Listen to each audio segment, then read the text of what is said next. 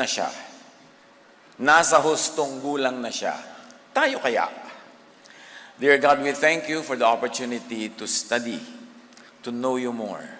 Open our hearts and minds. We ask you, Most High God, to teach us in the name of your Son, Jesus, our teacher, our Lord and Savior. John 9, 1-2. Sa paglakad ni Jesus, nakita niya ang isang lalaking bulag mula ng ipanganak. Tinanong siya ng kanyang mga alagad, Rabbi, sino po ang nagkasala at ipinanganak na bulag ang lalaking ito? Siya ba o ang kanyang mga magulang? Napakahalagang tanong na magbubukas ng napakaraming pinto sa napakaraming mga side issues. This very simple question is going to open doors to the discussion of many contending religious ideas prevalent during the times of Jesus. There is no monolithic religious faith during the time of Jesus. Even within Judaism, even within Yahwism, na nakasentro sa law, sa scriptures ng mga Hudyo, marami mga sekta, marami mga grupo, marami mga beliefs na nagtutungga-tunggali among themselves.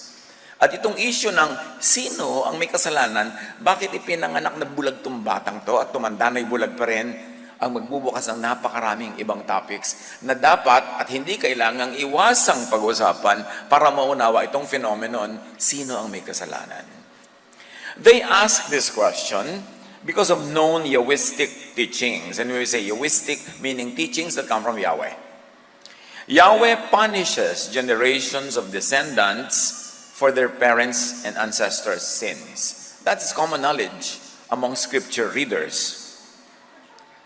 At dahil sa paniniwala na ito, na may mga sakit na idinudulot ng dahil sa kasalanan ng mga ninuno, nagiging insensitive ang maraming tao sa pagdurusa ng isang may sakit dahil sinasabi nila, ay, parusayan ng Diyos. Buti nga sa kanila. Generational sin yan. Wala tayong magagawa dyan.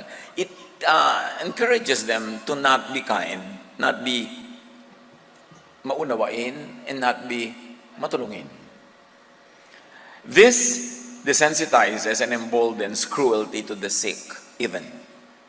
At kahit ngayon sa maraming mga tinatawag na Christian churches, may mga may sakit, dadalawin, tapos sabihin, sister, baka naman may kasalanan ka lang, kaya ka may sakit. Yung parang gusto mo sisihin yung may tao, ba't siya may sakit? Nagagalit sa kanya ang Diyos, so therefore hindi siya dapat tulungan dahil baka tayo mag-interfere sa disciplinary measure ng Diyos. Kasi naman, sabi sa Exodus 34:7, sabi ni Yahweh, hindi ko pinalalampas ang kasalanan ng ama at ang pagpaparusa ko'y hanggang sa 3 at 4 na saling lahi. Yahweh says that. Balik tayo sa kwento, tinanong si Jesus, sino may kasalanan? Bakit ganyan niya ang batang yan? At tumanda na ngayon, bulag pa. John 9:3-4. Sumagot si Jesus, ipinanganak siyang bulag, hindi dahil sa nagkasala siya o ang kanyang mga magulang, kundi upang mahayag ang kapangyarihan ng Diyos sa pamamagitan niya. In other words, in this particular isolated case, there was symbolism involved. There was a great lesson to be learned from this situation that this poor man had gotten into. Sabi ni Jesus, kailangan gawin natin ang ipinapagawa ng nagsugo sa akin habang may araw pa. Darating ang gabi kung kailan wala nang makakapagtrabaho. Sino ang nagsugo kay Jesus? Bakit hindi siya matanggap ng Yahwistic people or people who believed in Yahweh? Among the Jews who believed in the law, who lived under the law, ba't hindi nila matanggap si Jesus? Kasi kung ang kanilang teaching ay pareho ng teaching ni Jesus, ang kanilang Diyos ay pareho ng Diyos ni Jesus, ang kanilang Ama ay pareho ng Ama ni Jesus, dapat nagkakasundo sila ni Jesus. Pero bakit sila ang number 1 na lumalaban at sila pa nga ang nagpapatay kay Jesus? Sabi ni Jesus, habang may liwanag pa, dapat na natin gawin ang ipinagagawa ng nagsugo sa akin. At ano yung gawain na yun? In this particular case, pagbibigay paningin sa bulag. Pagbibigay liwanag sa nasa dilim, both physically, clinically, and also, as symbolized by this particular episode, spiritually. May mga bulag physically, pero may mga bulag spiritually. Hindi nila makita ang liwanag ng katwiran dahil binubulag sila ng kanilang religious beliefs. Now, Jesus is Jesus is sent by the Most High God and Father called El Elyon, a name that does not sound familiar even to many Christians. Kasi natakpan ito ng napakaraming theologizing and napakaraming doktrina ng 2,000 years of religion at nabura sa gunita ng mga tao ang tunay na pangalan at Ama at Diyos ng Panginoong Hesus, the Most High God, El Elyon. Mabuti pa yung tinatawag na masasamang espiritu na tumitira doon sa mga tinatawag na possessed. Paglapit sa kanila ni Jesus, kilala nila agad. Luke 1, 32-33, He will be very great and He will be called the Son of the Most High. Yan ang tinuro tungkol kay Jesus. At si Jesus ay kinilala ng napakaraming mga espiritu. Son of the Most High God, why did you come? Are you going to torture us? What will you do with us? Now, the Most High God is El Elyon, Elohim. Pag binasa natin ang Old Testament, in the original Hebrew, yan ang pangalan ng Diyos. But it is loosely translated into English as just God. And when God is used, natatago, nakukubli yung tunay na identity ni Elyon o ni El Elyon dahil napaka-generic ng word na God. The word God and the concept of God is a much later development in religion. Hindi nila tinawag ng Old Testament na God. Tawag nila basta Elyon, Elohim, El, ganon. Kaya ina-encourage ko na magbasa tayo, especially ng Old Testament, in the original Hebrew. But because we cannot read it in its entirety in Hebrew, read the Names of God Bible version, where the names of God are not translated into the English God, kundi sinasabi talaga kung Elyon yan, kung El yan, kung Elohim. Meanwhile, as we have said, the Most High is El, Elyon, Elohim. That's a complete name and title. It helps to understand the details of the story when you go to the real name. Now, El or El Elyon is the proper branded name. Elohim is the generic title translated as God. So, Elyon is usually translated as just God. And Elyon Elohim, likewise, is also translated as just God. Kami nawawala na shades of meaning. Why am I going through this laborious issue of the name? Because it is central to understanding the message of the story. Identity is blurred or lost in translation. So better if God is just translated as Most High or Most High God. Sa Psalm 82, nire-reveal sa atin ang pangalan ng Most High God. Very seldom at konti ang nagsusurvive na Old Testament verses that say and mention the name of Elyon. For instance, Psalm 82 in the Names of God Bible, Elohim, or in English, God, takes his place in his own assembly. He pronounces judgment among the gods. I said, you are gods, you are all sons of Elyon. So the generic Elohim God is named here as Elyon. It's a precious verse because it preserves for us the name in Hebrew. Luke 8:28. As soon as he saw Jesus, this is the man who was possessed by spirits, he shrieked and fell down in front of him. Then he screamed, "Why are you interfering with me, Jesus, Son of the Most High God?" And parenthetically, Elyon, Son of Elyon. That's why Jesus would always say, "Be quiet, you spirit." Kasi ayaw niyang mabuklat agad ang true identity ni Jesus at ang true identity ng kanyang ama kasi maghahalo ang balat sa tinalupan sa Israel. Kung sino siya talaga. So sabi niya, be quiet. Nagtataka ba kayo, lagi niyang pinapatahimik yung mga spirit? Be quiet. Huwag niyo ipamalita ang mga ginagawa ko kasi hindi pa panahon para ibunyag. Now, is the God and Father of Jesus the same as the God and Father of the Jews who opposed Him? Kasi kung pareho sila ng pinagmulan, pareho sila ng magulang, pareho sila ng pinaniniwalaan, hindi dapat magkakampi sila. Pero bakit walang ginawa yung religious establishment in Israel kundi kontrahin si Jesus? Sila pa nga ang nagpapatay. Duty ng bawat isang tunay na nananalig kay Jesus na buklatin ang mga issue na to. Alamin, ano ba talaga, what was at stake? Ano talaga ang pinag-aawayan at ano talaga ang dahilan? That's why they want to silence Jesus and even kill Him. John 8:42, Jesus told the Jews, remember, nung panahon ni Jesus, maraming gera ng mga religious belief. Hindi mag-isa lang o hindi dalawa lang. At malaking issue, kanino kang anak? Sino ang ama mo? Kasi, kung may mga kasalanan nga yung mga magulang nila, pinaparusahan pa sila ni Yahweh hanggang 4th generation. Sabi ni Jesus sa John 8:42, if my God, and my is parenthetic there, if my God were your Father, you would love me. because I have come to you from God. Sinabi ni Jesus, kung talagang ang Diyos ang inyong Ama, or much more clearly, kung talagang ang Diyos ko ang inyong Diyos, kung talagang ang Ama ko ang inyong Ama, inibig sana ninyo ako. Sapagkat sa Diyos ako nang galing. But you don't love me. So, ang God and Father ba natin ay magkaiba? John 9:4-5, sa pagpapatuloy ng kwento about this man who was blind from birth. The night is coming, sabi ni Jesus, and no one can work. But while I am here in the world, I am the light of the world. Again, pag sinabi ni Jesus na I am the light, may tinutukoy siya na hindi light, kundi darkness. Pag sinabi ni Jesus at I am the way, may tinutukoy siyang wrong way. Pag sinabi niya I am the truth, meron siyang tinutukoy na false or falsehood. Pag sinabi niya I am the Savior, ibig sabihin, yung pinaniniwalaan yung Savior, hindi yon. Pag sinabi niya I am the good shepherd, meron siyang tinutukoy na bad shepherd or not a shepherd or a false shepherd. The sentences, the statements of Jesus were not given in a vacuum. Lagi siyang merong reaction to a prevailing and a prevalent thought na kinokorek niya. Ba't ba ipinadala si Jesus? Para lang ituloy ang mga nangyayari sa Israel o para ito baguhin? Bakit pa siya ipinadala? Nagbuwis pa siya ng kanyang buhay para lang ba susugan? Para lang ba i-emphasize at ituloy ang mga katuruan ng mga religious leaders noon? O para banggain yun at ibahin? Isinugo si Jesus bilang liwanag as answer to darkness. Isinugo si Jesus para ituwid ang liko, itama ang mali, liwanagan ang madilim.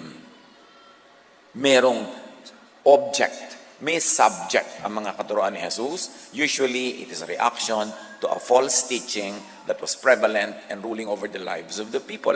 Kaya pag sinabi niyang, I am the light, may the light. Ibig sabihin, merong diyang hindi light. Akala nyo lang light siya. Kumusta ba ang Israel bago dumating si Jesus? Amos 5:18, kahabag-habag kayo na naghihintay sa pagdating ng araw ni Yahweh. At ang araw ni Yahweh, don't mistake it for araw ni Jesus. Magkaiba yun. Kahabag-habag kayo na naghihintay sa pagdating ng araw ni Yahweh. Yun ang magiging araw ng kadiliman, hindi ng kaliwanagan. So as you can see here, kitang-kita agad yung contrast. Jesus comes as light, and Amos tells us that ang araw ni Yahweh is a darkness. Kadiliman, hindi kaliwanagan. Zephaniah 1:14-15, malapit na ang araw ni Yahweh, iyon ay araw ng poot, ligalig at dalamhati. Araw ng pagkasira at pagkawasak.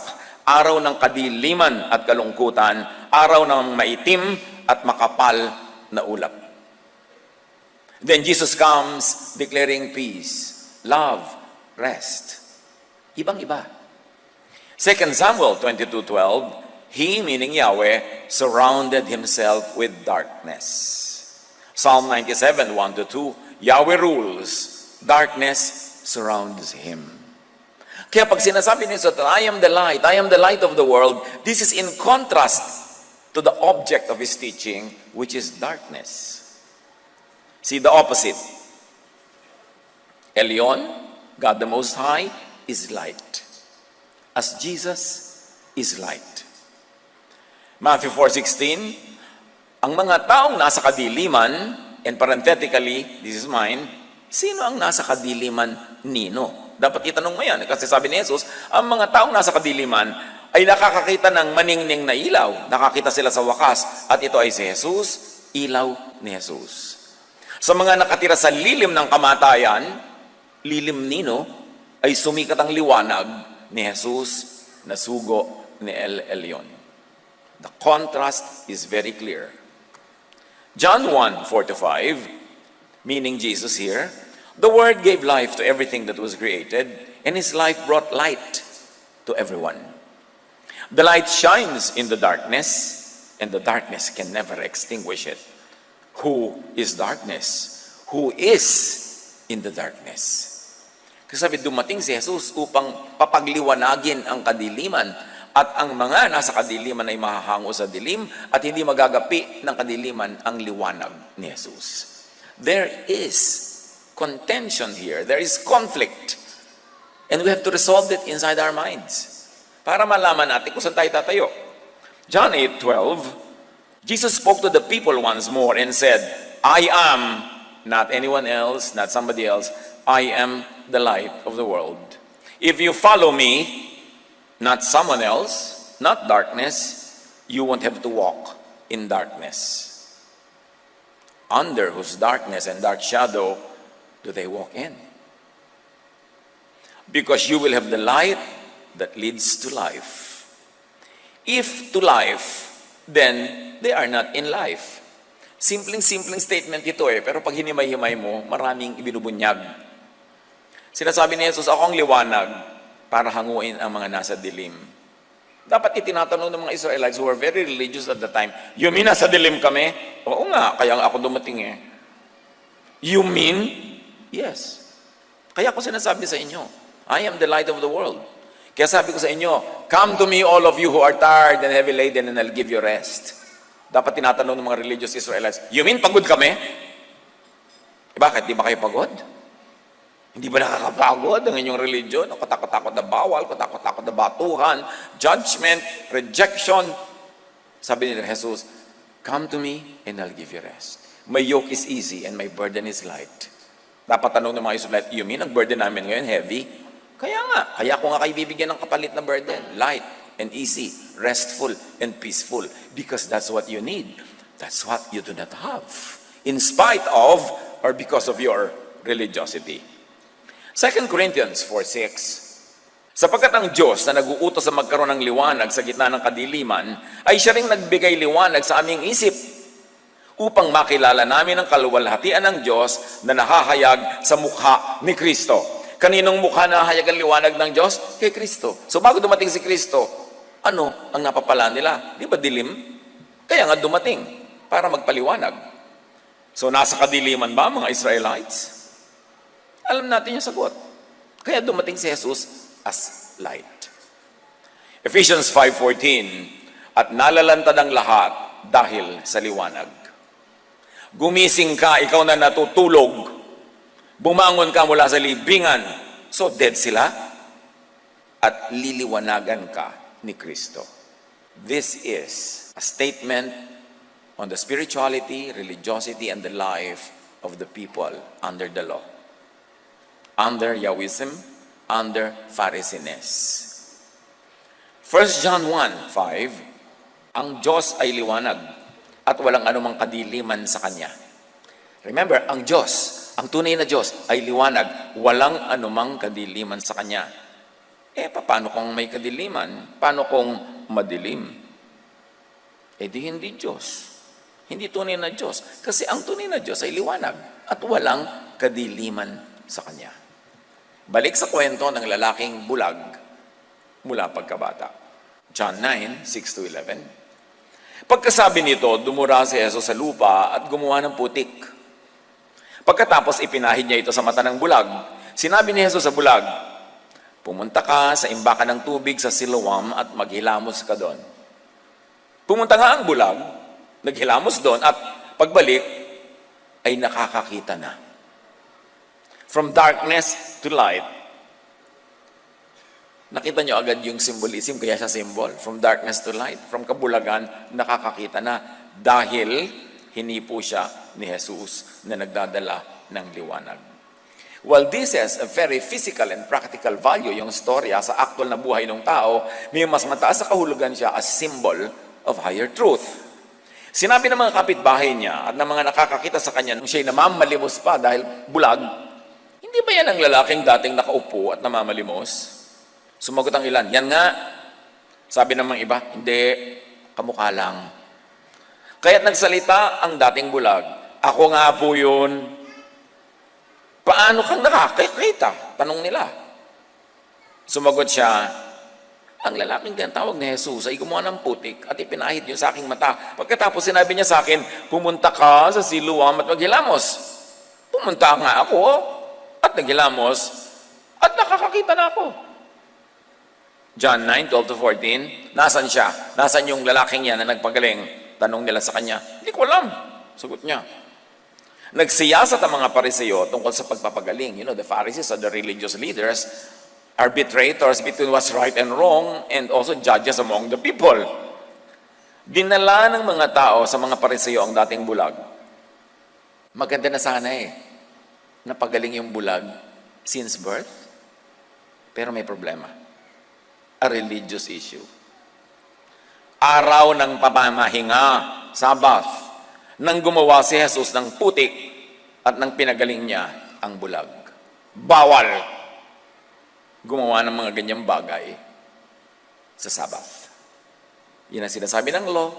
Yan ang sinasabi ng kailang Yahwistic religion. Work on a Sabbath was prohibited by Yahwistic Jewish law.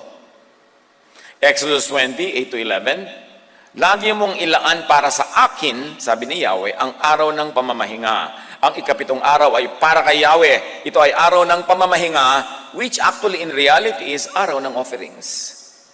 Kasi non-stop offerings ang nagaganap sa Sabbath. Walang katapusang pagpatay ng napakaraming hayop para ialay ang dugo at ialay ang burnt meat kay Yahweh. Offering na hindi gusto ni Jesus. Kaya nung si Jesus ay pumunta sa templo on what we call Palm Sunday, sinalubong siya as king, sinalubong siya, Hosanna, Hosanna.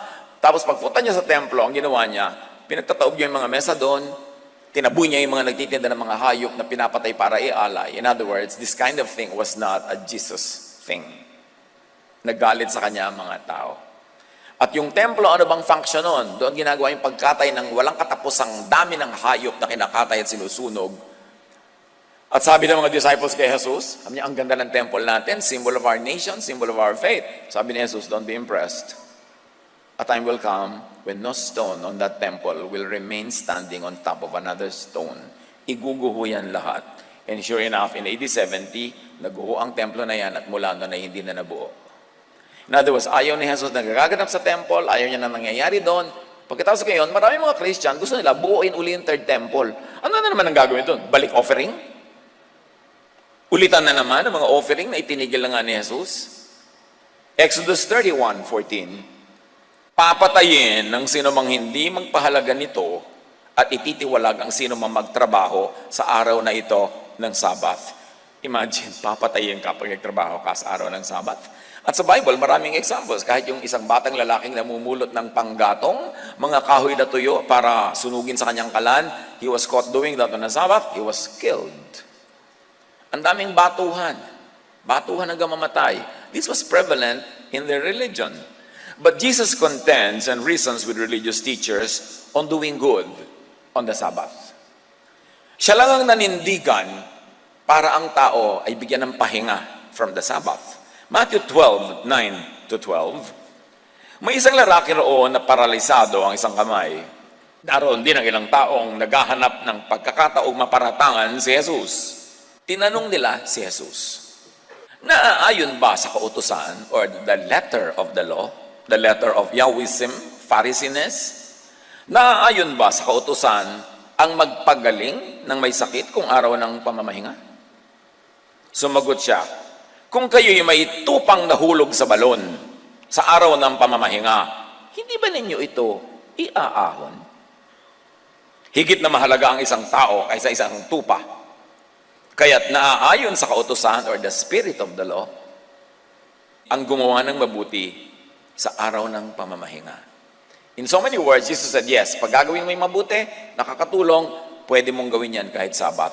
Pero technically, under Jewish law, hindi pwedeng gawin yun. Hindi nga pwede maghugas ng plato, hindi ka pwede magluto. Kaya dapat pag Sabat bukas, lutuin mo na ngayon lahat yung kakainin mo bukas at walang magtatrabaho, walang maglilinis dahil Sabat. So ang tanong sa kanya, Sabat ngayon, pagagalingin mo ba yan? Yung paralitiko? Sabi ni Jesus, why not?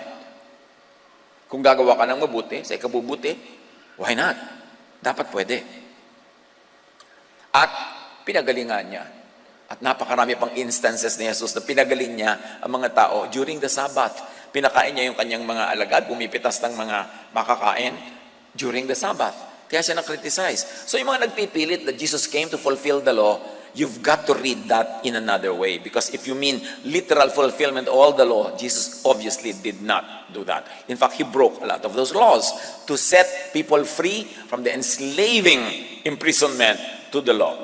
Matthew 12:8, sabi niya tungkol sa kanyang sarili, sapagkat ang anak ng tao ay Panginoon ng araw ng pamamahinga or the Sabbath. Jesus, the Son of God, is Lord over the Sabbath. He is Lord over Yahwistic and Jewish law. So ano talaga ang nagtutunggali dito? Jesusness above Yahwism or Pharisiness. At sabi niya, the Son of Man, I am the Lord of the Sabbath. At sinabi naman sa atin ibang scripture, in the name of Jesus, every knee will bow in heaven, on earth, and under the earth. Ibig sabihin, all religious personages will bow before Jesus. All religious regulations, all religious traditions will have to be subsumed to the power of Jesus. Philippians 2, 10 to 11, at the name of Jesus, every knee should bow in heaven, and on earth, and under the earth. Of course, this does not include the name of the Most High God, Elyon, because Elyon is the God and Father of Jesus. But all others, they're under the name of Jesus. Ang nakakalungkot lang, ang daming tao tinatawag ang sarili nila Christian, pero pag mamimili sila, Moses or Jesus, pinipili si Moses. Pag mamimili sila, law or grace, pinipili yung law. Pag pinapipili sila, love or judgment, pinipili nila judgment. Samantalang, Jesus is Lord over all these things. And Jesus is love. Jesus is about love. And the message and only command of Jesus is to love. But many people refuse to love and even move forward to hate, to anger, pagka ang nakataya na ay yung law, yung Yahwistic teachings. Nalilito sila kung sino talaga ang Lord nila, kung si Jesus ba or someone else. Mark 2:27, sinabi rin ni Jesus, itinakda ang araw ng pamamahinga para sa tao. Hindi nilikha ang tao para sa araw ng pamamahinga. The beneficiary of the Sabbath must be yung tao, hindi yung Sabbath ang beneficiary sa paghihirap, pagtitiis ng tao. To simplify it even further, Yahwism says, Sabbath is for the worship and offerings to Yahweh. Jesusness says, Sabbath was made and is for the benefit of man. You can imagine that in the climate, in the religious climate of the times of Jesus in Jerusalem, this was a major issue. Malaking bagay, malaking tunggalian. Importante. Pero itong sinabi na ito ni Jesus tungkol sa Sabat at marami pang iba, tungkol sa treatment of women, tungkol sa mga dietary laws, ang dami pa, tectonic shift yan. Dumating si Jesus hindi lang para magpa-cute, hindi para maging icing sa cake ng Jewish law. Dumating si Jesus to destroy it and to set people free from it. And He gave only one command, and that is to love. Na 2,000 taon na ang history ng Christianity, hindi pa yato naiintindihan. Nalilito pa rin. At umiiral pa lang lagi yung law, yung anger, yung hatred, yung judgmentalism, self-righteousness, separatism, na hindi naman galing kay Jesus. Ituloy natin ang kwento tungkol sa lalaking bulag na ngayon nakakakita na. John 9:15 to 16. Tinanong din siya, yung lalaking nakakakita na, ng mga Pariseyo, kung paano siya nakakita. Kaya't sinabi niya sa kanila, pinahiran niya ng putik ang aking mga mata. Ako'y naghilamos at ngayon nakakakita na ako. Ang sabi ng ilang Pariseyo, hindi maaaring mula sa Diyos ang taong yan, sapagkat hindi niya ipinangingiling ang araw ng pamamahinga. This statement actually polarized very clearly the issues at hand. Tayo ang anak ng Diyos. Tayo'y nangingiling. Hindi siya nangingiling, therefore hindi siya anak ng Diyos. Or baligtarin nyo. Kung siya ang anak ng Diyos, tapos hindi siya nangingiling, ano ngayon tayo? Kanino tayong anak na mahilig mangiling? Na-polarize yung issue. Luminaw yung dividing wall. Ang logic. Dahil tayong anak ng Diyos ay nagsasabat, ang hindi nagsasabat ay hindi anak ng Diyos. Or kung tayo ang anak ng Diyos, si Jesus ang hindi. Pero, kung si Jesus ang anak ng Diyos, edi tayo ang hindi. Kasi hindi pwedeng pareho tayong anak ng Diyos, tapos naglalabanan tayo dito. Isa sa atin ang anak ng Diyos, isa hindi. In reverse, according to Jesus, godliness is in working and doing good on the Sabbath. Not on the technical, legal obedience to non-work. E di magkaiba, magkabaligtad. Dumali ang pamimili ng audience kung sino ang tunay na anak ng Diyos at kung sino ang tunay na ama na tunay na Diyos. Luke 6:6-11, sinabi ni Jesus sa mga tagapagturo ng kautusan at mga pariseo, tatanungin ko kayo, alin ba ang naaayon sa kautusan? Ang gumawa ng mabuti o ang gumawa ng masama sa araw ng pamamahinga? Ang magligtas ng buhay o ang pumatay during the Sabbath? May swipe dito. Makiramdam tayo mga kapatid. Sino ba ang pumapatay during the Sabbath? Isang katerbang hayop ang pinapatay nila during the Sabbath. Kasi sabi niya, ano bang mabuti? Gumawa ng mabuti o pumatay during the Sabbath? Kayo, patay kayo ng patay. Kawawa mga biktima nyo. Ang dami-dami mga hayop, ang dami-dami mga nasa sacrifice. Actually, dahil wala tayo doon sa panahon na yon, we are removed from time and place. Hindi na natin nararamdaman yung nuances ng conversation. Pero kung tagarong ka, alam mo agad ang tinutumbok ni Jesus. Na merong mga pumapatay during the Sabbath. Sabi, ano mas mabuti sa atin? Yung nagpapagaling o ang daming pinapatay. Eh kayo naman, pag pumapatay ng mga hayop, di ba, work din yan? Nakakapagod din yan. Ang dami yung kinakatay. So, anong reaksyon? Nagngit-ngit sa galit ang mga tagapagturo ng kautusan at mga pariseo. Siyempre, tinamaan sila eh. At pinag-usapan nila kung ano ang masamang maaari nilang gawin kay Jesus. Napakabakulay yung mga kwentong ito kung atin lang talagang pagbibigyan ng pansin. At huwag natin siyang basahin from the usual religious lenses na kinalakihan na natin at narinig na natin linggo-linggo, buwan-buwan, taon-taon, dekada-dekada, pero wala namang talab. Kasi nga, may mga lenses eh. Dapat mo puntahan yung deep heart of the matter. By His actions, Jesus shows na iba ang Diyos niya sa Diyos natin, magkaibang ama niya at ama natin. If the Pharisees could be heard talking among themselves. Then Jesus drops the bomb. Ito ang pinakamalaking bomb ever dropped on the planet. At hindi ito sa Hiroshima o Nagasaki, sa Jerusalem. John 8:41-44, di ba pinag-uusapan kung sinong ama? Sabi ni Jesus sa mga relihiyosong kaharap niya, ganyan kayo, magagalitin kayo. You are imitating your real father. Your, not our. Then they replied, we aren't illegitimate children. God Himself is our true Father.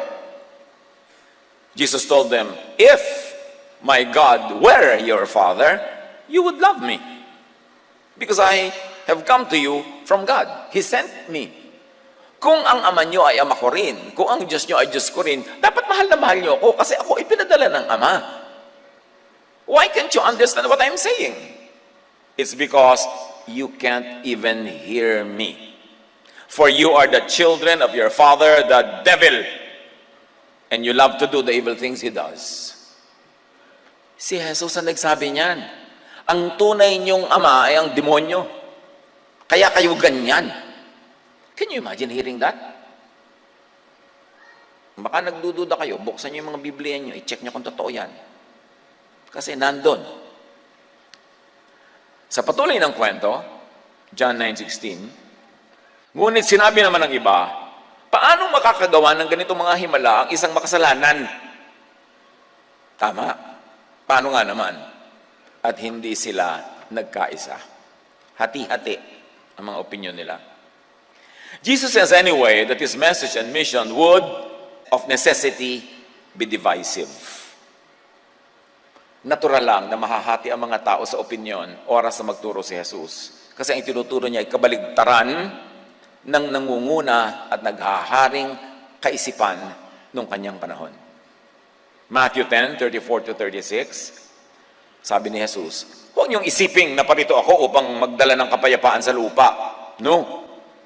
Naparito ako upang magdala ng tabak, hindi kapayapaan.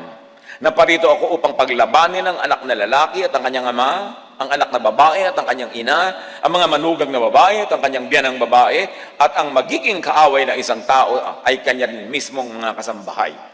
Bakit? Pag-aawayin ba talaga ni Jesus sa mga tao? No. Yung mga tao ang mag-away-away kasi mamimili sila kung maniniwala sila kay Jesus o sa mga Pharisees. Jesus o priests nila. Elyon o Yahwism. mamimili sila, kaya mag-aaway-away. Grace divides from the law. Love divides from judgment. Jesusness divides from Phariseesness, Mosesness, Yahwism. People only need to understand and choose their side. Kaya hindi pwedeng fence-sitter, hindi pwedeng neutral. Jesusness or Phariseesness. Kasi magkabaligtad. At yan ang malungkot na kalagayan ng maraming Christian churches today. Pinaghalo, salad na Jesusness and Phariseesness, law and grace, judgment and love. So, teka, ano pong papairali natin ngayon? Ano ngayon? Wednesday? MWF, love. TTHS, law. Paano pa pag Sunday? Bahala na. Ganun na nangyayari. Kaya nalilito ang mga tao kung sila ba magiging mabuti o masama, judgmental o mapagpatawad. Nalilito. Kaya sabi ni Jesus, madi-divide kayo. Hindi ko kayo pag-divided, pero kayo mismo mag-divide among yourselves. Kasi magpipilian kayo John 9:17-18. Kaya tinanong nilang muli ang dating bulag. Balik na naman tayo sa bulag. Siya nga pala, bulag yung topic natin. Kaya tinanong nila muli ang dating bulag. At ikaw, ano naman ang masasabi mo tungkol sa kanya? Dahil pinagaling niya ang iyong mga mata. Isa siyang propeta. Sagot niya, kailangan pa bang i-memorize yan? Ayaw maniwala ng mga Hudyo na siya ay talagang dating bulag na ngayon nakakakita na, kaya ipinatawag nila kanyang mga magulang. 2 Corinthians 3:14-16. Bakit ba ayaw nila maniwala? Ayun na nga ang ebidensya. Ngunit naging matigas ang kanilang ulo, kaya't hanggang ngayon nananatili ang talukbong ngayon habang binabasa nila ang lumang tipan. Can you imagine this statement? Sabi ko doon, alam niyo kung ba't matigas ang ulo nila? Kung bakit bulag pa sila? Kasi ang binabasa nila ay lumang tipan, hindi ang bago. Nasa law pa sila, wala pa sila sa grace. Nasa Pharisee na sila, wala sila sa Jesusness. Nasa mga law sila, wala sila sa Gospels. Nagpapatigas ng ulo, ang pagbasa, ang pagsunod sa lumang tipan. Yan ang sabi ng 2 Corinthians 3:14-16.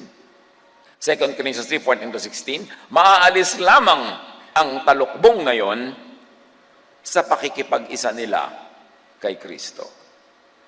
Kailan daw maalis yung talukbong na nakakapagpabulag, nakapagpatigas ng ulo? Sa pagbasa ng Gospels instead at pagsunod sa love and grace and Jesusness. May turning point ang bawat isang tao para matanggal yung talukbong. Dapat mag-shift ka to grace. Mag-shift ka to Jesus. Mag-shift ka sa love. Then, parang unti-unting magliliwanag ang lahat at maiintindihan mo ang mensahe ni Jesus. 2 Corinthians 3:14-16, hanggang ngayon, may talukbong pa ang kanilang isip tuwing binabasa nila ang mga aklat ni Moises. Isipin nyo yan. Nakakapagpadilim ng judgment kung nakababad ang utak mo sa law. Nakakapagpadilim, nakakabulag ang pagbasa ng mga alak ni Moses ng law. Yan ang sabi ng 2 Corinthians 3:14-16. Kung ayaw nyo, makipag-away kayo sa 2 Corinthians, wag sa akin, tagabasa lang ako dito. Pero ang linaw-linaw. At sa pagpapatuloy, 2 Corinthians 3:14-16, ngunit kapag lumapit ang tao sa Panginoon, naaalisan talukbong. Gusto niyo talaga maunawaan si Jesus? Sa Kanya kayo lumapit, sa Kanya kayo maniwala, i-apply yung Kanyang mga katuruan, at lalong lilinaw ang lahat. A one-half Christian is a one-whole nonsense. If you're one half in Jesus, one half in Moses, one half under the law, and one half under grace, it will be a very confusing universe. John 9:19-23, sa pagpapatuloy ng kwento, ipinatawag yung mga magulang ng taong dating bulag. Anak nga ba ninyo ito? Talaga bang siya ipinanganak na bulag? Anong nangyari at nakakita na siya ngayon? Tanong nila. Patungo sa Jesusness, actually, yung issue, kasi ang lahat ng sagot doon ay si Jesus. Pero, sumagot ang kanyang mga magulang, ayaw nilang sagutin yung tanong. Alam naming anak namin siya, check. At alam din namin siya ipinanganak na bulag, check. Ngunit hindi po namin alam kung ano ang nangyari at nakakakita na siya ngayon at kung sino ang nagpagaling sa kanya. Siya na po ang tanungin nyo. Nasa hustong gulang na siya. At yan ang title natin. He is of legal age. Sa wakas, lumabas yung title. Siya na po ang tanungin nyo. Nasa hustong gulang na siya, makakapagsalita na siya para sa kanyang sarili. Ayaw nilang bigyan ng credit si Jesus. Kasi alam nila, kontra ang mga Pharisees kay Jesus. Kahit sariling anak nila na ipinanganak ng bulag ang nakakakita na ngayon, ayaw pa rin nilang bigyan ng credit si Jesus dahil nga bulag sila. Dahil nga nakababad sila sa mga Pharisees, nabubuhay sila sa takot. At ipinaliwanag din naman ng gospel. Ganito ang sinabi ng kanyang mga magulang dahil sa kanilang takot sa mga pinuno ng mga Hudyo. Sapagkat pinagkaisahan ng mga Hudyo na ang sino mang magpahayag na si Jesus ang Kristo ay ititiwalag sa sinagoga. Yahwism, Pharisees create fear. Joined together, fear. People are always afraid. Ito ang dahilan kung bakit sinabi ng kanyang mga magulang, siya ay nasa hustong gulang na. Siya ang tanongin nyo, he is of legal age. So parang symbolism. Yung taong yan, born blind, parang symbol ng Israel. Sabi ni Jesus, di ba? Hindi kasalanan ng mga magulang niya yan. Ipinanganak siyang ganyan, bulag siya para ipakita ang kaluwalhatian ng Diyos. Kasi ang taong yan ay simbol ng Israel na bulag, pero pwedeng makakita pag nagpahipo sa akin. Pwedeng bumukas ang mata, pasukan ng liwanag pag nag-submit sa akin. So, Israel was born blind to the truth, to the Most High God Elyon, and to the light, Jesus.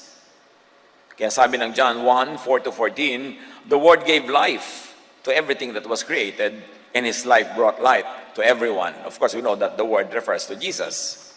The light shines in the darkness. Ayan na naman yung darkness at yung light. And the darkness can never extinguish it. He came into the very world He created, but the world did not recognize Him like the Israelites would not recognize Jesus. He came to His own people, and even they rejected Him. That's what they did to Jesus. But to all who believed Him, tulad ng bulag, and accepted Him, tulad ng bulag, He gave the right to become children of God, nakakakita at hindi bulag. So examine. Mag-self-examination tayo sandali. Tayong tumatawag sa mga sarili nating Christian, born-again Christian, kung ano ang mga brand ng Christian. May full gospel, may half gospel, may one-fourth gospel. Merong ganito, merong ganyan, may baptized, may unbaptized. Merong sprinkling, merong immersion, merong pouring. Lahat na ng brand. Kilala na ba natin talaga si Jesus? Na-isolate na ba natin ang love from the law? Grace from judgment? Jesus from Moses? Jesusness from Yahwism? Naintindihan na ba natin? Para bang magulong buhok na, nasuklay na ba natin yan?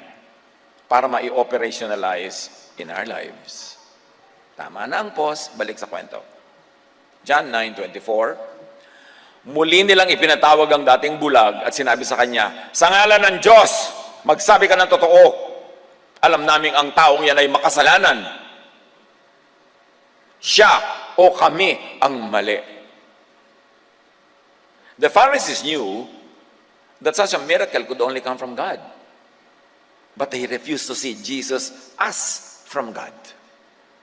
They refused to see themselves as not from God because they could not do such a miracle and they would not, even if they could, dahil Sabbath. John 9:25, sumagot siya, hindi ko po alam kung siya'y makasalanan o hindi. Isang bagay lang po ang alam ko. Ako'y dating bulag, subalit ngayon nakakakita na. Bakit niyo ba kino-complicate ang kwento? For me who was blind, this is everything. I don't care about your doctrines. Seeing now is everything to me. Which seems to be nothing to you because you are so encumbered by the issue of legality of the work during the Sabbath. Don't you care at all na nakakakita na ako? Wala bang bagay sa inyo yan? Ang pinag-uusapan nyo kung paano siya uusigin dahil pinagaling niya ako sa araw ng Sabbath na ayaw niyong may gagawa. Kayo naman, walang ginagawa para sa akin. Yung tao may ginawa para sa akin. Bakit ngayon pilit nyo siyang minamasama? I am not, and I cannot be a judge of man's spirituality, but I am a witness to and a believer in his power. Mabuti pa yung man was blind na lang. Yung Pharisees and their follower victims, blind pa rin. At marami, 2,000 years later, up to now, blind pa rin. Yung tao ang symbol of ancient Israelites and Jews na blind from birth, pero tumanggap ng kaliwanagan, may tumanggap, may hindi. Kaya to as many as received Him, who believed in His name, He gave the right to become children of God. Umalis tayo sa kwento at pumunta tayo sa buhay natin ngayon. Kayo ba, naniwala na talaga kay Jesus? Tinanggap niyo na ba talaga? Dahil kung nangyari yon, yung kabulagan mo mawawala, yung kaparalitikuhan mo mawawala, yung tigas ng puso mawawala, yung mga pagod, hirap, takot mawawala, because Jesus came to heal and to give rest. Na, ani na ba natin ang dapat na bunga ng ating relihiyon? O relihiyon ng relihiyon, week after week, month after month, year after year, pero wala naman yung bunga. Sayang. John 9:26 to 27, ano ang ginawa niya sa inyo? Paano niya pinagaling ang iyong mata? Tanong nila. Sumagot siya, sinabi ko na po sa inyo, di ba? Tayo naman niyo akong paniwalaan. Bakit gusto niyo marinig muli? Nais ba ninyo maging alagad din niya? Nagalit sa kanya siyempre yung mga tao. Not us! Who, me? Then you. Diba? Matthew 13 to 15, sabi ni Jesus, tumitingin sila, ngunit hindi nakakakita. Nakikinig, ngunit hindi naman nakakarinig, hindi nakakaunawa man. Natutupad nga sa kanila ang propesiya ni Isaias na nagsabi, makinig man kayo ng makinig, hindi kayo makakaunawa kailanman. At tumingin man kayo ng tumingin, hindi kayo makakakita kailanman, sapagkat naging mapurol na ang isip ng mga taong ito. Mahirap makarinig ang kanilang mga tainga at ipinikit nila ang kanilang mga mata. Kung hindi gayon, sana'y nakakakita ang kanilang mga mata at nakarinig ang kanilang mga tainga. Nakaunawa na sana ang kanilang mga isip at nagbalik loob sila sa akin at pinagaling ko na sana sila. But as it is, this is not happening because people are blind, people are deaf, people are hard-headed because they insist on the law.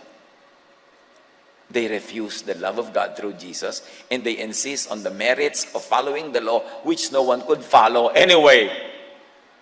So they are bound to fail. They are bound to be tired. John 9:28 to 29, then they cursed him and said, ayan na, lumabas na ang Yawism nila. They cursed him and said, you are his disciple, but we are disciples of Moses.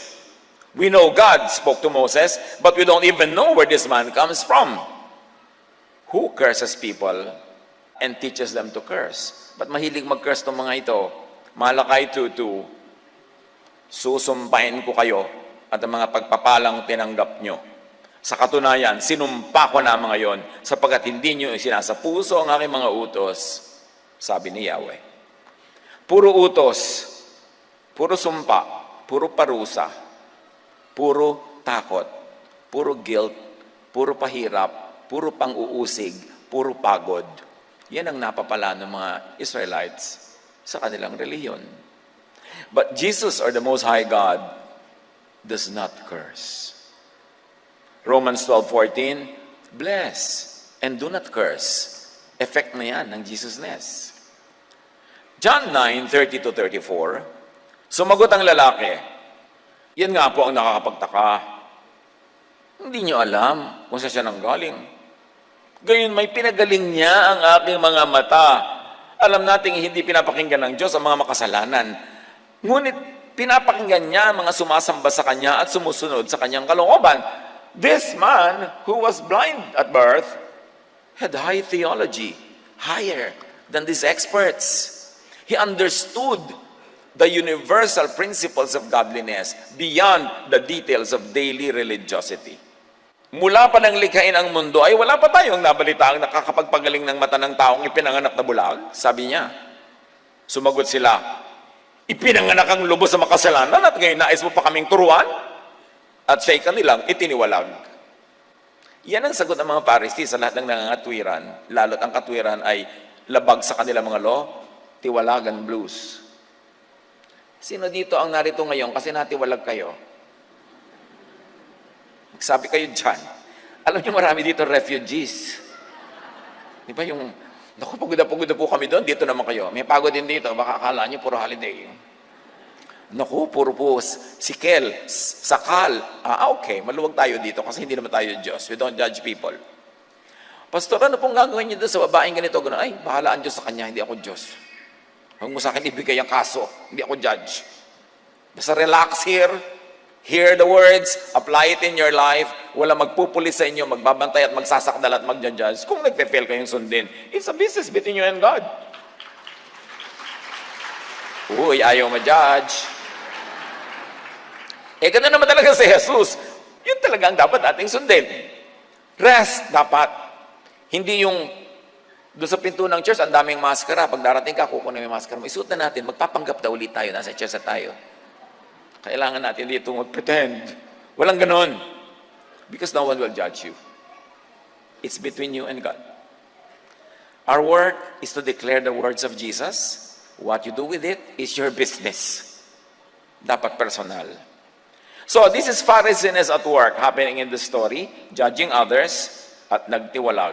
In reverse, Jesusness accepts people. So, dapat yung church, safe place. This church is your safe place. Yung kailangan magpanggap. Pero siyempre, kailangan naman may manners ka. Kailangan naman para kang kabayong darating dito, natapakan na kami lahat. Hindi naman ibig sabihin ng tatanggapin ka. Kahit naman kabayo, nagbe-behave. Diba? Lalo pag nasa public. Romans 15:7, kung paanong kayo'y malugod na tinanggap ni Kristo, tanggapin ninyo ang isa't isa upang mapapurihan ng Diyos. Which is not happening in the churches. Walang tanggapan, tiwalagan na nagaganap. John 9:35-39, ba't pa napakahaba ng kwentong ito? Kanina pa tayo. Nabalitaan ni Jesus na ang lalaking pinagaling niya ay itiniwalag ng mga Pariseo. Sabi ni Jesus, congratulations! Dapat pag itinitiwalag ng mga Pharisees mo, congratulations! Kaya't nang matagpuan niya ito ay kanyang tinanong, sumasampalataya ka ba sa anak ng tao? A reference of Jesus to himself. Sumagot ang lalaki, sino po ba siya, Ginoo? Sabihin niyo sa akin upang ako'y sumampalataya sa kanya. Siya'y nakita mo na. Siya ang kausap mo ngayon. Wika ni Jesus. Can you imagine? I mean, the Son of God revealing Himself to you face to face? Sumasampalataya po ako, Panginoon, sabi ng lalaki. At sinamba niya si Jesus. Buti na lang natiwalag. Kasi kung hindi, nandun pa rin siya. Paano siya sasamba kay Jesus? Sinabi ni Jesus, naparito ako sa mundong ito upang humatol on what is truthful and what is false. Parenthetic statement 9. At nang sa gayo'y makakita ang mga bulag at mabulag naman ang mga nakakakita. Not moral or eternal judgment, but light for self-examination. Yun ang ibig sabihin ng judgment ni Jesus. Because Jesus was not sent to judge, but to save people from judgment. John 3:17. Usong-uso sa atin yung John 3:16. For God so loved the world that He gave His only begotten Son, that whoever believes in Him will not perish, but will have eternal life. And then people stop there and don't proceed to 17. 17 is equally important. Isinugo ng Diyos ang kanyang anak, hindi upang hatulan ng parusa ang sanlibutan, kundi upang iligtas ito sa pamamagitan niya. Jesus does not even judge. Jesus saves from judgment. Understand that. Hindi yung pag may ginagawang mali ang mga tao, ayan na si Jesus. Panakot. Pag wala si Jesus, ayan na ang pastor. Yung mga magulang niya, pag may malikot na bata, ayan na si pastor. Panakot. Ganon din ang ginagawa nila, ayan na ang Diyos. Yung, bawal sumaya, dadating na ang Diyos. Kailangan, behave ka. Hindi naman ganon si Jesus eh. John 9:40-41, narinig ito ng ilang Pariseyong naroon at sa kanilang tinanong, ibig mo bang sabihin mga bulag din kami? Sumagot si Jesus, kung kayo nga'y bulag, hindi sana kayo hahatulang may sala, kasi bulag kayo. Ngunit dahil sinasabi niyong nakakakita kayo, nananatili kayong may sala, nagiging answerable tuloy kayo, because you pretend to know. Buti pa tanggapin nyo lang, hindi nyo alam, hindi nyo kilala. Tulad ng lalaking ito, sabi niya, sino po ba siya? At nang masamba, inamin niya na hindi niya alam. Kung talagang bulag, hindi hahatulan. Yung nakakakita raw, pero ayaw pa rin tumanggap ng liwanag, ang hahatulan. Karami nating binasa at nag-excursion kung saan-saang subtopics, but they are all interrelated. Kaya nga ang title natin, of legal age na siya, tayo, of legal age ba tayo? Dumating na ba tayo sa punto ng buhay natin na pwede tayong magpasya para sa ating sarili? Ito, sabi ng mga magulang, of legal age na siya, bahala siya.